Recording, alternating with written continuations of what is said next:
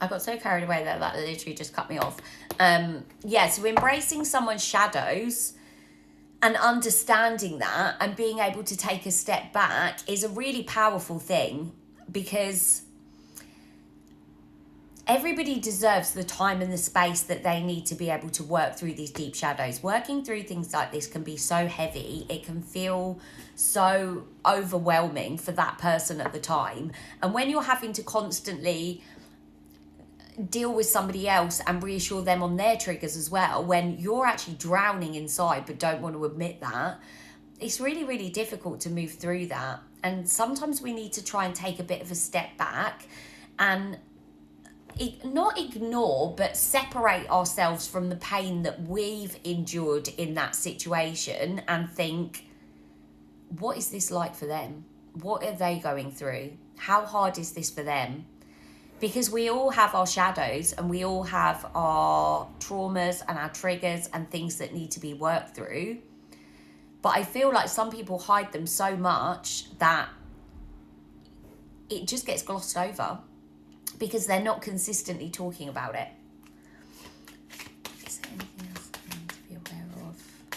So they are working through some really, really deep shadows at the moment, and this is potentially why they're not reapproaching. They want to, you're in their mind, okay? They have such deep, strong feelings for you, but there's so much going on with them at the moment, integrating their shadows. Like, they're really trying to integrate their shadows. They know that they need to do this, but knowing something and being able to action it are two very different things. A lot of people don't even know how to integrate a shadow. They don't know how to work through that energy. And unless you can go to a therapist, like a counsellor, something like that, which is massively unaffordable for most people, it makes it really hard. But it's about turning your pain into some kind of purpose.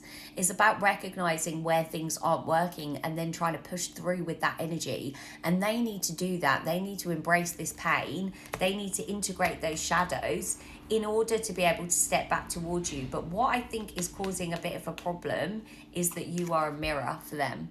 So you're mirroring their triggers to them. So every time they're around you, they're being consistently triggered by a lot of things. Now, this is powerful in many ways, but it's also incredibly savage, traumatizing for the other person, because you're mirroring everything to them that doesn't work in their life. You're highlighting everything that needs to fall away from them. And that's really difficult. So when you're acting as a mirror for somebody, it's going to feel even more scary for them to reapproach you, because they know how much you're highlighting everything in their life that doesn't work. You're like a lighthouse. You're shining like a beam on all this stuff that needs to fall away from them.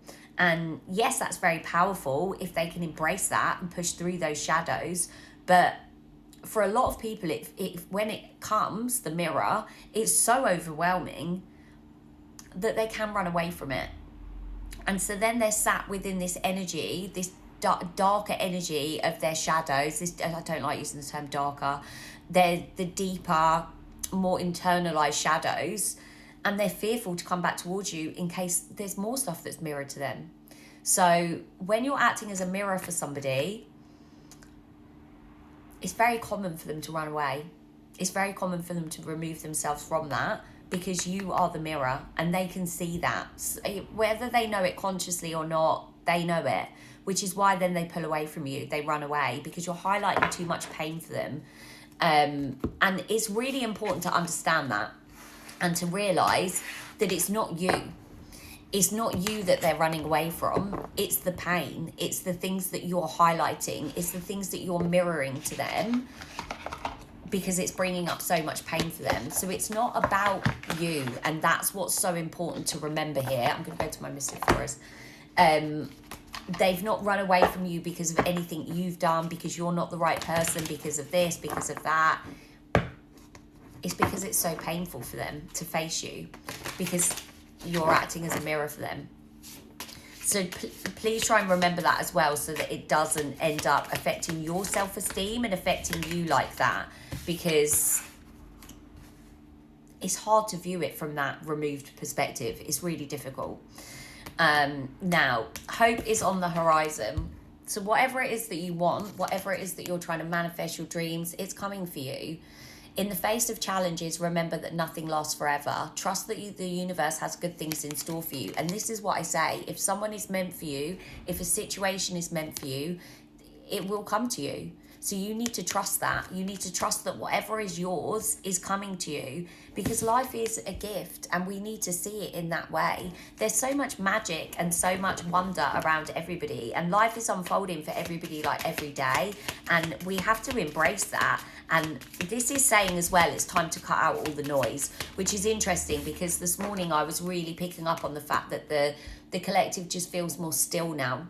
You're really embracing those lessons and reflecting on the things that have happened. So you are cutting out the noise. You are trying to embrace what's coming towards you. There's doors that are opening for you. There's keys that are coming towards you to open the doors. So it's saying your actions are secondary. So yeah, this is being driven by divine timing. So it almost doesn't even matter the actions that you're taking. If you're meant to land somewhere, you will land there. So what's coming for you will come for you.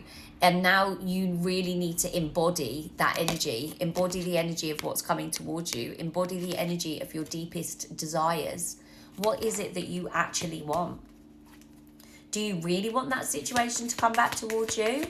Or is it that you're sat in the, like, what is it called, limerence of it, and putting that, it's so easy to put someone on a pedestal and think that they're this wonderful person and ignore all these little, like, red flags and things. So now's the time to really think about what you want, where you want to move forward to. Do you want that situation back? Because just because someone's coming back towards you doesn't mean that you need to accept that. Are they coming back in an energy that is acceptable to you? Is that what you want from your life moving forward? Are they going to help you to achieve that? Somebody that comes into your life as a life partner should be somebody that elevates you, somebody that makes your life easier.